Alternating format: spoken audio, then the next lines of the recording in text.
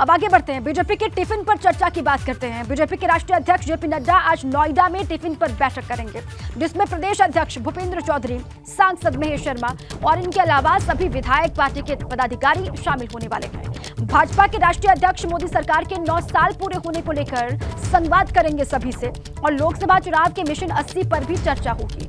इस बैठक में करीब 200 से ज्यादा कार्यकर्ता पहुंचेंगे, ऐसी जानकारी है।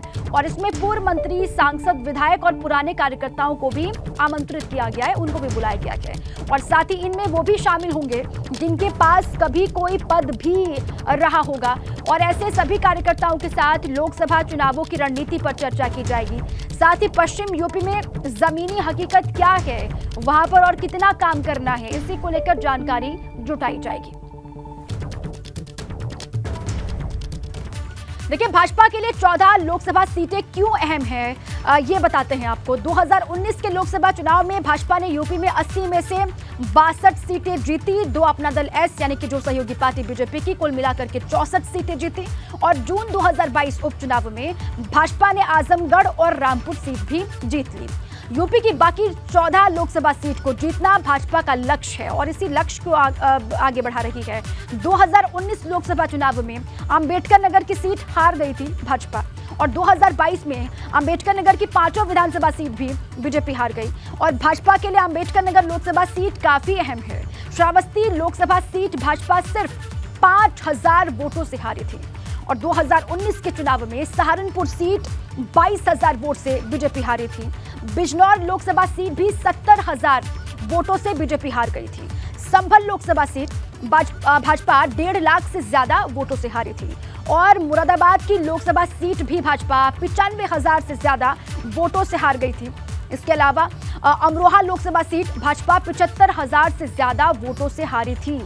तो जो हारी हुई सीटें, वहां पर ज्यादा फोकस है क्योंकि लक्ष्य है 80 में से 80 सीटें जीतने का।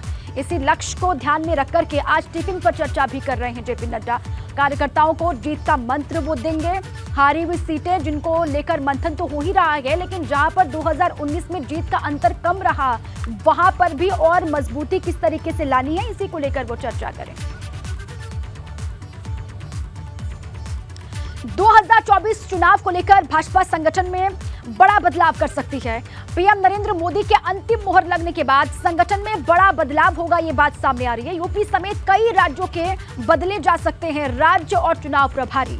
लोकसभा चुनाव के मद्देनजर संगठन को नए सिरे से गढ़ने की तैयारी कर रही है बीजेपी।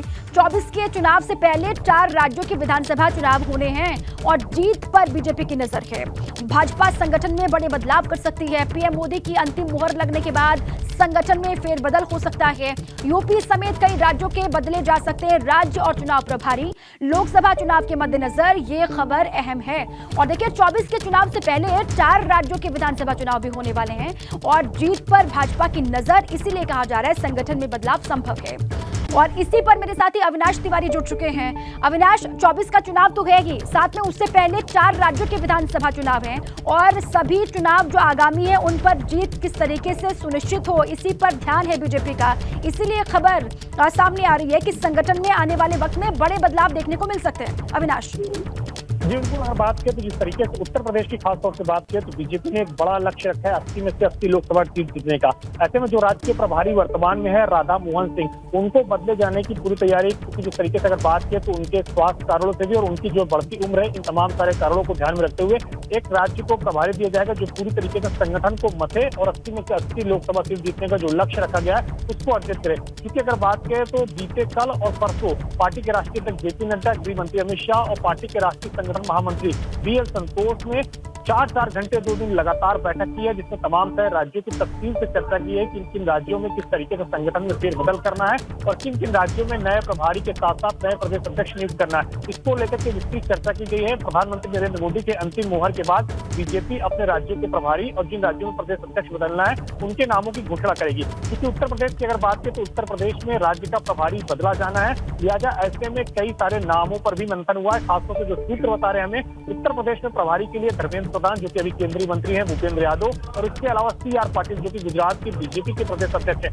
इनके नामों पर चर्चा हुई क्योंकि इनके जो कार्य रहे हैं संगठन को लेकर के वो काफी सकारात्मक रहे हैं और काफी ज्यादा इसका जो साथ हुआ है। बीजेपी के तमाम सारे कार्यकर्ताओं को इनके कार्यों का मॉडल भी पेश किया गया जिससे कि वो सीख सके। इसी कड़ी में अगर बात करें जिस तरीके से CR पाटिल ने गुजरात के अंदर माइक्रो मैनेजमेंट करके वहां पे बूथ मैनेज किया है, उनके कार्यों को देखते हुए उनको उत्तर प्रदेश का प्रभारी बनाया जा सकता है क्योंकि उत्तर प्रदेश में काफी बड़ी संख्या में बीजेपी ने टारगेट रखा है। 80 में से 80 हर एक लोकसभा सीट जीतने का टारगेट रखा है। लिहाजा तैयारियां पूरी तरीके से बीजेपी की ओर से की जा रही है। बिल्कुल ठीक है, ठीक है। संगठन को नए सिरे से गढ़ने की तैयारी बीजेपी कर रही है, ये जानकारी आप दे रहे हैं अविनाश, और ये बहुत इंपॉर्टेंट जानकारी है।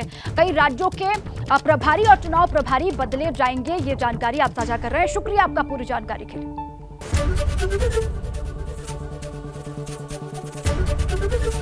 ABP गंगा, खबर आपकी, जुबान आपकी।